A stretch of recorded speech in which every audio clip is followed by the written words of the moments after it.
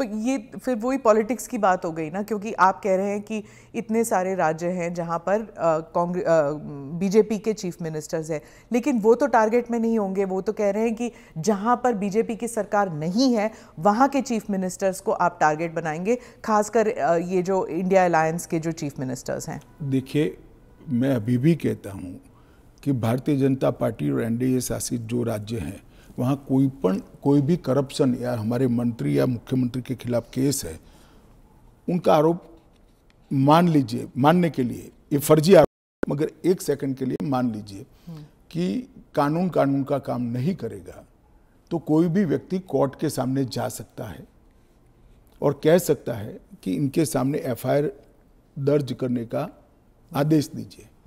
और जब उनकी सरकार थी और वो ऐसा करते थे, तब बहुत सारी जांच कोर्ट के आदेशों से शुरू हुई है।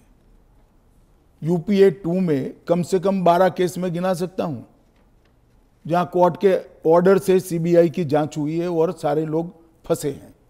पर वो उस टाइम तो उनकी सरकार थी, अभी आपकी सरकार है। वो कह रहे हैं कि चाहे डीएमके हो या आम आदमी पार्टी हो, आप सबके नेताओं को आप जेल में डाल देंगे। ऐसे नहीं हो सकता है, ये संभव ही नहीं है, क्योंकि कोर्ट तुरंत इंटरवीन करेगी अगर इसके अंदर एफआईआर के अंदर या अरेस्ट के अंदर तत्व नहीं है।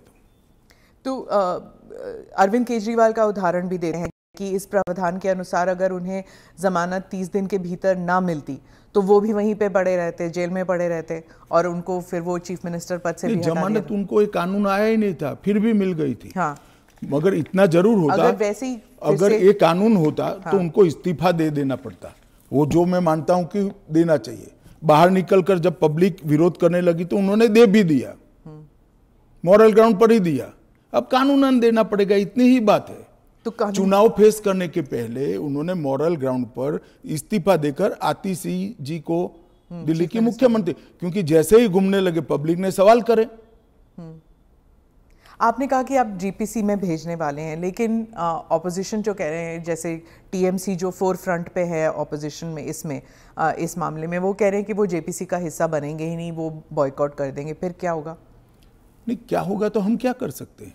तो फिर वो कानून ले आएंगे। फिर तो कौन ना बोल रहा है कि आप मत बनो, क्योंकि हम कह ही रहे हैं कि आप बनिए। आप अगर पार्लियामेंट चलाने के जो नियम बने हैं वो नियम को भी स्वीकार नहीं करोगे और आप कहोगे कि हमारी इच्छा है वही फाइनल हो, भले हम विपक्ष में हैं, ऐसे नहीं हो सकता।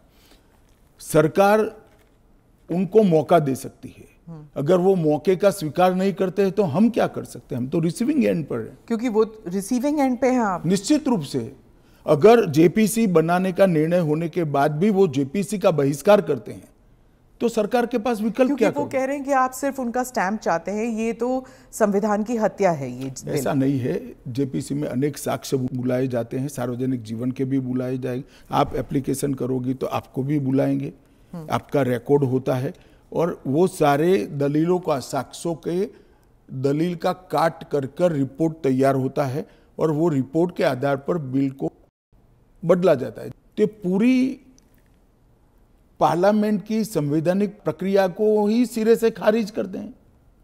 फिर तो आप ऐसे भी कह सकते हो कोई भी कानून हम पास नहीं होने देंगे, हम विरोध करेंगे। कि महत्वपूर्ण बिल है, सभी पार्टियों के सदस्यों की राय पार्टी से कंसल्ट कर एक कंसीडर्ड राय जेपीसी के सामने आनी चाहिए। और अगर जेपीसी नहीं आता, अगर वो बहिष्कार करते हैं, तब क्या होगा? तो कुछ नहीं होगा, जेपीसी अपना काम करेगी।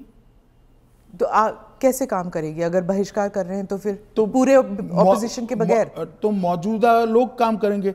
कल को आप अगर ऑपोजिशन अभी से लेकर 4 साल तक कोई काम में सहयोग नहीं होता है, देता है, तो देश नहीं चलेगा क्या?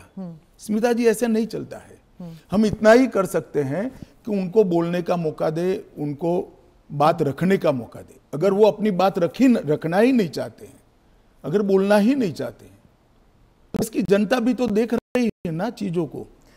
विपक्ष का यही कहना है कि आप हमेशा कह रहे हैं, इस बिल को लेकर कह रहे हैं कि जुडिशरी डिसाइड करेगा, जुडिशरी, लेकिन जुडिशरी में सारे केसेस इतनी लंबे तौर पर विलंबित होती है, नहीं चलते हैं। और एक सेकंड, जुडिशरी में बेल के केस कभी भी, मेरे अलावे किसी भी बेल का केस सुप्रीम कोर्ट में 5 दिन से ज्यादा नहीं चला है।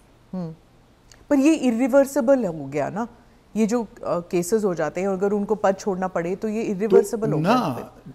जमानत मिलने के बाद वो फिर से ले सकते हैं। हमारा इतना ही है कि जमानत नहीं होती तब तक आप जेल से सरकार नहीं चला सकते। तो चलो जमानत मिलने में 30 की जगह 40 दिन हुआ, तो 40 दिन के बाद आप शपथ ले सकते हो। इसमें कोई जुडिशियल प्रोविजंस हैं क्या इस बिल में कि थोड़ा बहुत एटलीस्ट सुरक्षित महसूस करे एक यही सबसे बड़ा सुरक्षित महसूस करने का है कि 30 दिन के बाद अगर आप इस्तीफा देते हो, उसके बाद में आपको जमानत मिलती है, जब चार्जशीट हो जाए वगैरह वगैरह, और जमानत अगर मिलती है तो आप शपथ ले सकते हो। इससे असुरक्षित होने का कोई भाव रखने का कारण नहीं। नजरिए में आप ऑलरेडी गिल्टी साबित हो गए ना, अगर आपको इस्तीफा देना है, फिर से इलेक्शन लड़ना है। ऐसा है, इसके पहले कितने स्टेज आते हैं पहले आप जान लीजिए। सबसे पहले एफआईआर होती है, और सीबीआई है तो पीई होती है, प्रिलिमिनरी इंक्वायरी होती है। एफआईआर होती है, एफआईआर पर आप स्टे ले सकते हो। उसके बाद में आपकी पूछताछ होती है, इस पर भी स्टे ले सकते हो। इसके बाद में आपका समन निकलता है, उसके बारे में भी आप स्टे ले सकते हो, और अरेस्ट पर भी स्टे लेते हो, और अरेस्ट होती है तो फिर जमानत के लिए अप्लाई भी कर सकते हो। ये 5 जाते हैं, रातों रात कुछ नहीं होता। मगर करप्शन में अगर आकंठ आप डूबे हुए हैं तो फिर तो अरेस्ट भी होगी, जेल में भी जाना पड़ेगा, इस्तीफा भी देना पड़ेगा।